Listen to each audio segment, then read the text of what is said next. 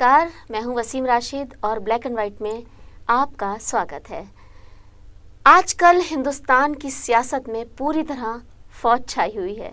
जी हाँ, अभी general VK Singh के तनाज़े को लेकर और फौज के दूसरे मामलात को लेकर कुछ बातें चली रही थी कि अभी नए चीफ ने अपना पद को संभाला भी नहीं है, लेकिन उसके बाद वो भी एक तरह से विवाद में आ गए हैं। तो चलिए यहीं से अपनी बात आज शुरू करते हैं और डॉक्टर मनीष से बात करते हैं। तो डॉक्टर मनीष, अभी हम बात कर रहे हैं जो नए आर्मी चीफ होने वाले हैं जनरल वीके सिंह के रिटायरमेंट के बाद, उनकी बात कर रहे हैं कि वो एक नए तनाज़े में घिर गए हैं और उस पर मैं चाहूँगी कि कुछ अपनी बात करें। देखिए, नया तनाज़ा नहीं है जी। चौथी दुनिया ने जो एक PIL डाली गई है, PIL अभी एक्सेप्ट नहीं हुई है सुप्रीम कोर्ट के अंदर में जी। लेकिन चौथी दुनिया ने 8-9 महीने पहले ही हमने उन सब बातों का जिक्र किया जो बातें PIL में डाली हुई हैं। देखिए, हो ये रहा है कि जो देश में वातावरण है जी। उस वातावरण का असर अब सरकार के ऊपर साफ दिखाई दे रहा है। इसको इस तरह से समझना जरूरी है कि लोग भ्रष्टाचार से तंग आ चुके हैं। लोग भ्रष्टाचार को खत्म करना चाहते हैं। सिर्फ लोग ही नहीं, ब्यूरोक्रेसी में कुछ लोग हैं जो इसको खत्म करना चाहते हैं। कुछ पॉलिटिकल लीडर्स भी हो सकते हैं, लेकिन वो सामने नहीं आते हैं। ऐसे लोगों के लिस्ट में जनरल वीके सिंह का नाम सबसे ऊपर है जी। जो सिस्टम की सफाई चाहते हैं। अब ये एक स्ट्रगल है। एक स्ट्रगल ये है कि एक तरफ ईमानदार लोग हैं और दूसरी तरफ वैसे लोग हैं जो इस पूरे भ्रष्ट सिस्टम से, इस नियम कानून, फाइलों, रेड टेपिज्म, मंत्रालय, घूसखोरी का जो ताना बाना है उससे इस देश को लूट रहे हैं और लूटते चले आ रहे हैं। तो ये जो भ्रष्टाचार का जो लूट खसोट का जो सिस्टम है, अब उसमें क्रैक दिखाई दे रहा है। मतलब आपके कहने का मतलब है जिस तरह से लगातार चीज़ें सामने आ रही हैं और जिस तरीके से रिएक्शंस भी आ रहे हैं, उससे लग रहा है कि एक नई शुरुआत हो रही है फिर से। मतलब अभी शुरुआत नहीं हुई है, मतलब एक इट इज जहन बन रहा है, फाइट गोइंग ऑन। राइट।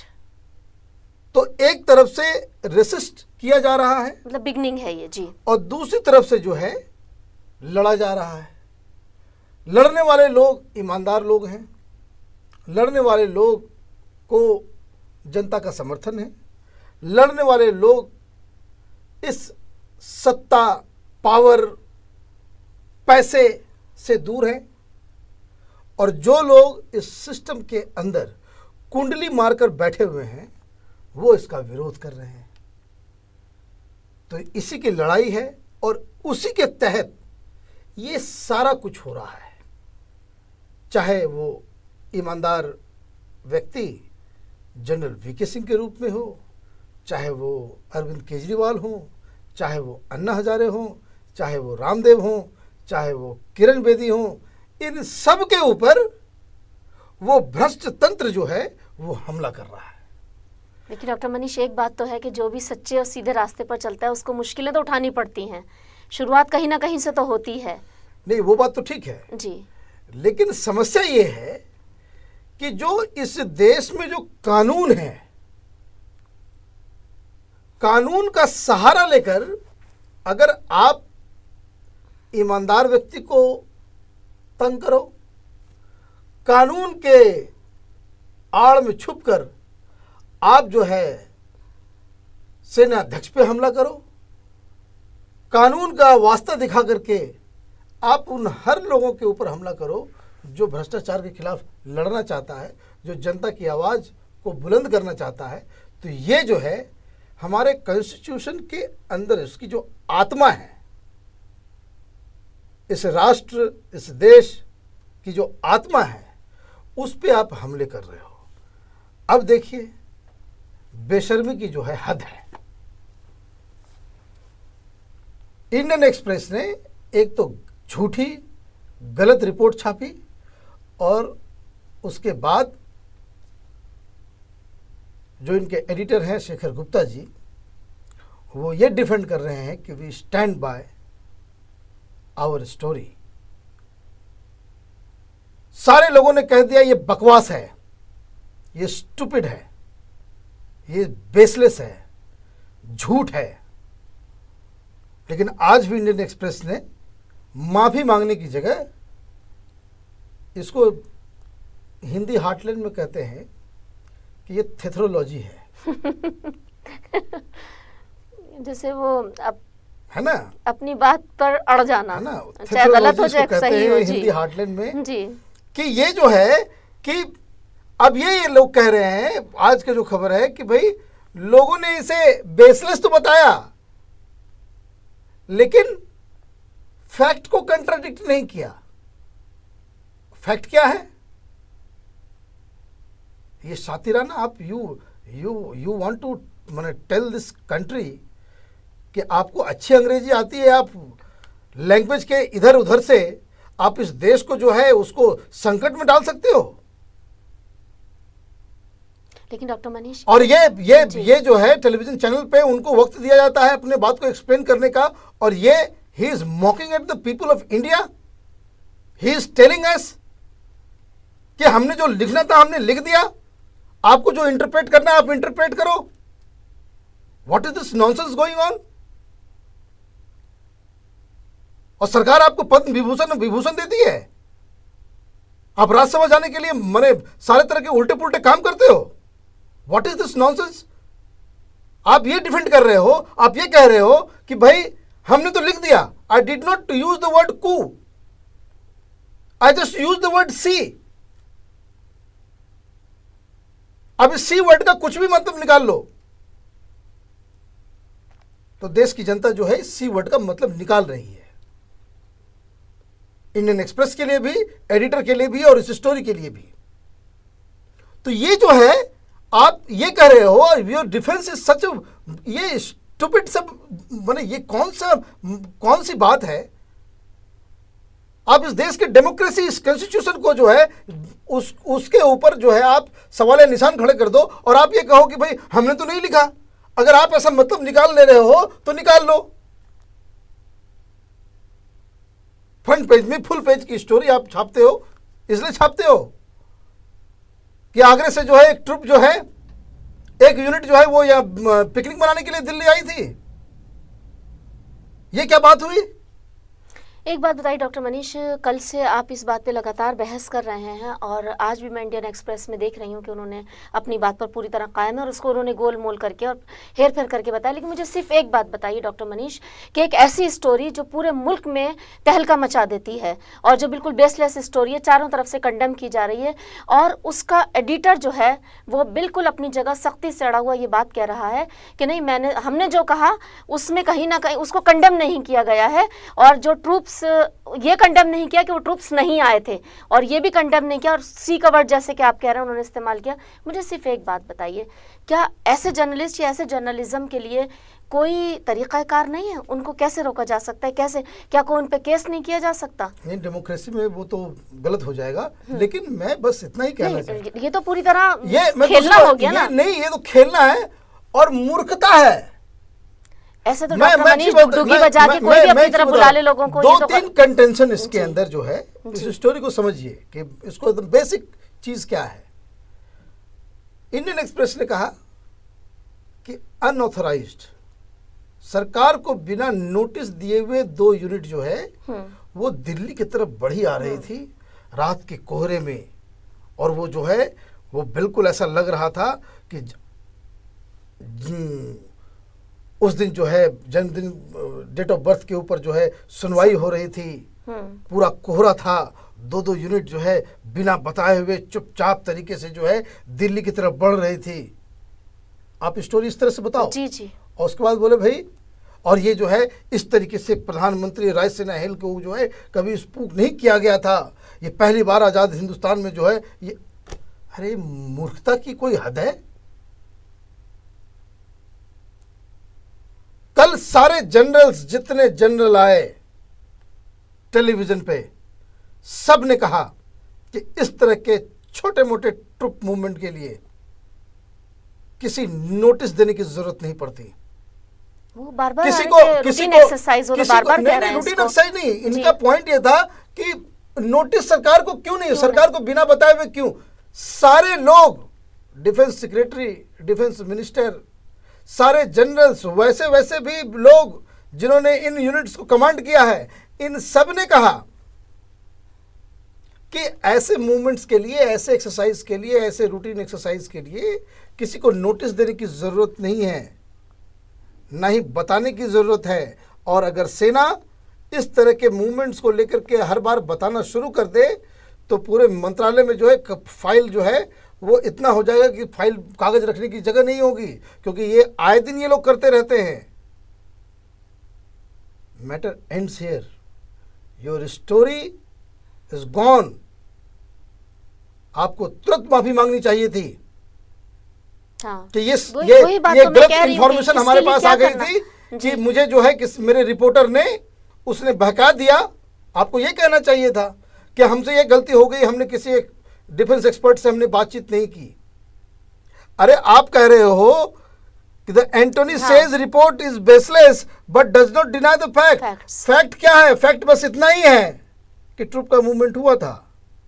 वही तो मैंने आपसे कहा कि तो ये मूवमेंट हुआ था, ये तो जी। सब लोग बोल रहे हैं कि मूवमेंट हुआ, ये था, तो रूटीन इसमें है। कहने का क्या फिर काम उसके बाद जो है आपका कंटेंशन ये है कि भाई अननोटिस, इसको नोटिस नहीं दिया गया, सरकार को जानकारी नहीं थी, तो सरकार को ये सारे लोगों ने कह दिया, all responsible people they said कि भाई इसके लिए नोटिस देने की जरूरत नहीं है। मामला यही खत्म हो गया, आपकी स्टोरी हवा में उड़ गई। आपको माफी मांगनी चाहिए थी, लेकिन आप अभी भी जो है आप उसी राग पे जो है, आपका जो है वो राग जो है वो कंटिन्यू है। Troop movement, government fails to convince the house panel. आप जो है, वैसे एक बात मैं बता दूं हमारे दर्शकों के लिए, चौथी दुनिया का अगला इशू जरूर पढ़िएगा, क्योंकि उसमें हम ये भी खुलासा करेंगे कि किस तरीके से ये स्टोरी जो है इंडियन एक्सप्रेस में छपी है, वो जो कहाँ से आई है। कल हम जब बात कर रहे थे कि कहाँ से आई है, असल में तो ये पता होना चाहिए कहाँ से आई है जी, और क्या ये लोग कर रहे थे, जबकि ये स्टोरी पहले ही छप चुकी है।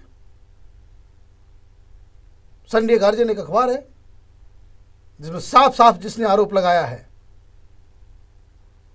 कि किसी मंत्री के कहने पे जो है आपने ये स्टोरी छापी है, आपका पूरा दांव जो है उल्टा चला गया। लेकिन एक बात बताइए डॉक्टर मनीष, इतना रेप्यूटेड अखबार है, इसको इतना बड़ा कदम उठाने वो बात से पहले उसने तस्दीक नहीं की होगी। I am making a point, जी। आप उसको समझिए कि एक और अखबार है और उसके एडिटर इनसे भी बड़े एडिटर हैं, उन्होंने ये एक आर्टिकल लिखा कि इस स्टोरी के पीछे एक मंत्री का हाथ है, और वैसा मंत्री जिसके रिश्ते आर्म्स लॉबी के साथ है, हथियारों के दलालों के साथ है। अब जो है इसको आप रिफ्यूट करते रहिए। वो भी अंग्रेजी का अखबार है, संडे गार्जियन, और ये आप इंटरनेट पे वो आर्टिकल जो है वो छपी हुई है। तो आप पे अब ये बता दें कि भाई हमने तो किसी का नाम नहीं लिया, और वो सारी स्टोरी जो आपके बारे में बताया जा रहा है, तो ये सब कहानी है। समस्या क्या है कि माफिया, ये दलाल, ये भ्रष्ट लोगों का जो तंत्र है, जो पूरा जो नेक्सस है, it is so deeply rooted in our system कि लोग अंधे हो गए हैं। उनको ये भी नहीं समझ में आ रहा है कि इन तरह की स्टोरी का इम्प्लीकेशन क्या है। ये चीज है।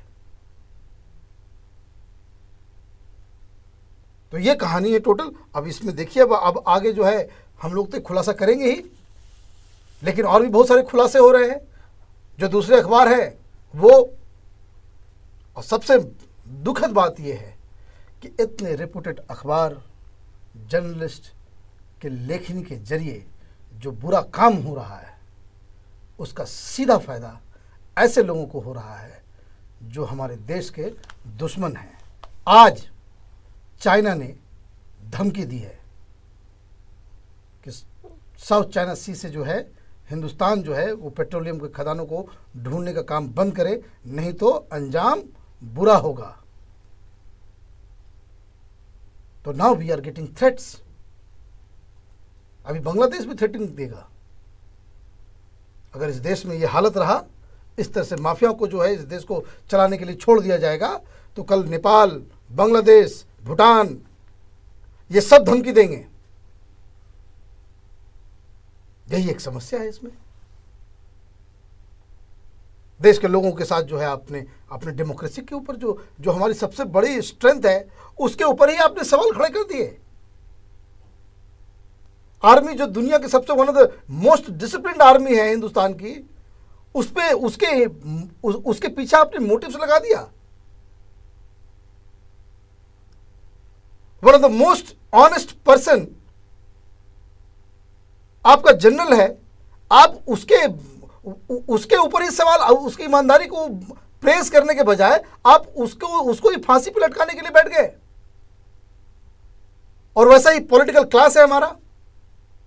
आज भी कई अखबारों में नहीं, जैसे मैंने कल बताया था कि जो चिट्ठी प्रधानमंत्री के कार्यालय में दी गई, वो चिट्ठी के बारे में आईबी की रिपोर्ट आ गई।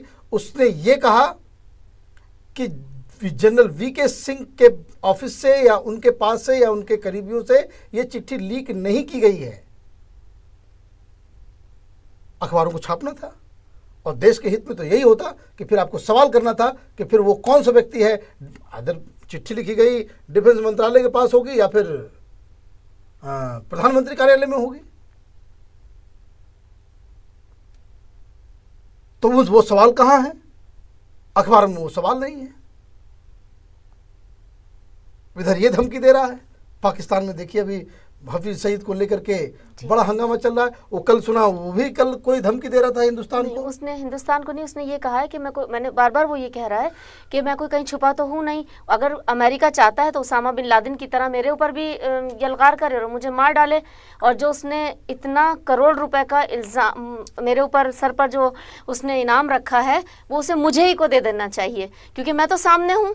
इनाम तो उस पर रखा जाए जो छुपा हुआ है। जब मैं सामने हूं तो फिर इस इनाम का क्या मतलब बनता है? ये स्टेटमेंट लगातार आ रही है उसकी। अभी हिंदुस्तान के हवाले से उसने ऐसी कोई बड़ी स्टेटमेंट नहीं दी है। कल जी बहुत पाकिस्तान में भी इसको लेकर के हंगामा रहा और हमने 3 दिन पहले ही, जिस दिन वो अनाउंस हुआ था, उस दिन हमने पहले ही कह दिया कि हाफिज सईद जो दुनिया का one of the most dreaded terrorist है, उस टेररिस्ट के खिलाफ पाकिस्तान की सरकार कोई एक्शन नहीं ले पाएगी।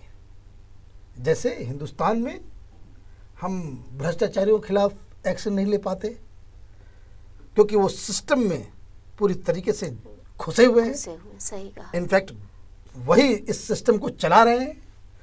उसी तरीके से पाकिस्तान में जो आतंकवादी संगठन है उसके खिलाफ कोई एक्शन नहीं होता। लेकिन डॉक्टर मनीष एक बात बताइए कि ये आयरनी नहीं है कि जिस शख्स के ऊपर आप 10 मिलियन डॉलर का इनाम रख देते हैं, वो शख्स खुलेआम घूम रहा है, खुलेआम रैलीज कर रहा है, खुलेआम लोगों से बात कर रहा है, खिताब कर रहा है, टीवी पर आ रहा है, वो बाकायदा उसका इंटरव्यू चल रहा है।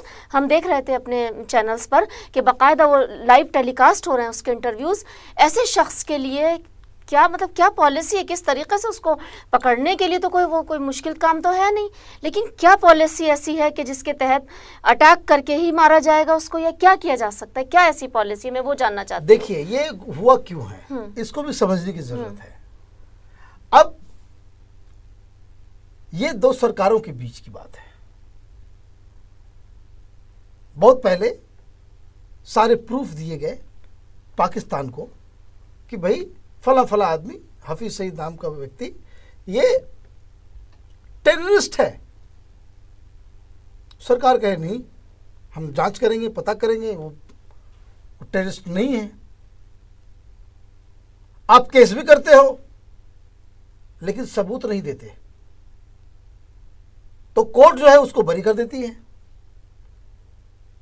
पाकिस्तान कहती है, सरकार कहेगी कि भाई हम एक इंडिपेंडेंट स्टेट है, हमारी अपनी जुडिशरी है, और ये जुडिशरी जो है वो उसका कहना ये है कि ये आदमी टेररिस्ट नहीं है, तो वो टेररिस्ट नहीं है। पाकिस्तान के अंदर अमेरिका का कानून तो लगेगा नहीं, हिंदुस्तान का कानून तो लगेगा नहीं। इंडिया ने डॉजर भी दिया, सारे सबूत दिए, उन सबूतों को पाकिस्तान की सरकार ने दरकिनार कर दिया। दाऊद इब्राहिम है, दाऊद इब्राहिम के बारे में सब लोग कह रहे हैं कि भाई पाकिस्तान में, पाकिस्तान की सरकार कहती नहीं है। तो ऐसे में अभी जब जो छापा लगा है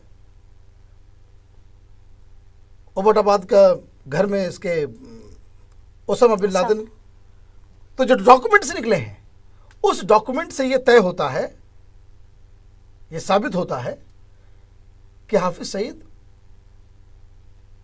was very closely related to Osama bin Laden. तो ऑब्वियसली इसके ऊपर कार्रवाई होगी। पाकिस्तान कार्रवाई कर नहीं सकता, तो अमेरिका के पास कोई दूसरा तरीका नहीं है। क्या करेगा अमेरिका? इसलिए उसको जो है पहले टेररिस्ट लिस्ट में डाला। Now what happens with this list,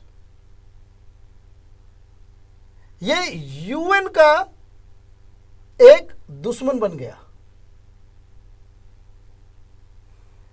now the UN has this power to act against this man और pressurise the member nation to act against him and his organisation. बात समझी कि अब जो है वो ड्रेडेड के लिस्ट में आ गया। अब यूएन जो ये कहे कि भाई कहीं भी हो, जहां भी हो, पूरा दुनिया का दुश्मन बन गया वो। समझ रही हूं मैं आपकी बात। अब जो है अब यूएन के जरिए अब ये तो कहेंगे भाई अमेरिका कानून नहीं लगेगा, यूएन का तो कानून लगेगा, यूएन का तो ऑब्लिगेशंस में आप सिग्नेटरी हो। Now the Pakistan will have to act, और अगर पाकिस्तान एक्ट नहीं करेगा तो नाटो, यूएन, इन लोगों को एक मौका मिल जाएगा। हालांकि और पाकिस्तान, मैं दूसरी बात और इसमें खतरा है कि अगर पाकिस्तान ज्यादा रेसिस्ट करेगा, और बेसिकली इसका एक दूसरा पहलू भी है। दूसरा पहलू यह है कि अमेरिका का इंटरेस्ट क्या है पाकिस्तान में। वहां कोई सोने के खदान तो नहीं है, वो ऑलरेडी रोग स्टेट है, वहां कोई सिस्टम ही नहीं है, वहाँ सिर्फ जो है वो उसका कोई अभी जिस तरह का भी सिचुएशन है उससे न भविष्य भी कुछ नहीं दिखता कि वहाँ कुछ बढ़िया हो सकता है। सिचुएशन जो है ग्राउंड में वो इतना ही ख़राब है। अमेरिका का इंटरेस्ट बस इतना ही है कि जो कुछ भी जो उसके ट्रुप्स वगैरह जो अफ़गानिस्तान में हैं, वो उनके पास जो रसद, जो सप्लाई लाइन जो है वो बरकरार रहे, कि कल अफगानियों के साथ अगर कोई खुदा न खास्ते लंबी लड़ाई शुरू हो जाए तो ये रास्ता जो है, और पाकिस्तान अंडर प्रेशर मुशर्रफ के ज़माने से ही वो सप्लाई लाइन दे कर रखा हुआ है। अभी बीच में जो है उसमें कुछ खटास आई, मामला ख़राब हुआ, डिप्लोमेसी फेल हुई, तो भाई जिसका दाना आप खाओगे वो तो अपर हैंड रहेगा ही। आप भीख भी मांगोगे और ऊपर से जो है अकड़ भी दिखाओगे, ये तो चलेगा नहीं। ठीक है डॉक्टर मनीष, तो इसमें वो हो ये रहा है कि पाकिस्तान के ऊपर ये प्रेशराइज किया जाएगा कि आप एक्ट करें, और अगर आप एक्ट नहीं करेंगे तो ऐसा भी हो सकता है। 2-3 केसेस हैं, आपने पूछा क्या हो सकता है, तो उस तरह का ऑपरेशन भी हो सकता है जो ओसामा बिन लादेन के साथ हुआ था। बिल्कुल। और ज्यादा रेसिस्टेंस हुआ तो जो हाल अफगानिस्तान का हुआ उसके लिए भी नई शुरुआत हो सकती है पाकिस्तान के अंदर में। तो ये कुल मिलाकर के मामला ये है कि इस पूरे रीजन के लिए, और ये ज़रा सा भी अच्छी बात नहीं है कि अमेरिका या कोई दूसरा यूरोपियन कंट्री या नाटो के हवाई जहाज़ साउथ एशिया में मंडराएं और बम दागें, चाहे वो इस पार हो या उस पार हो। ठीक है डॉक्टर मनीष, ख़त्म करते हैं अपना ये आज का प्रोग्राम। तो ये था हमारा आज का ब्लैक एंड वाइट प्रोग्राम, और कल अपने इसी प्रोग्राम में फिर आपके सामने हाजिर होंगे। तब तक के लिए इजाज़त दीजिए, नमस्कार।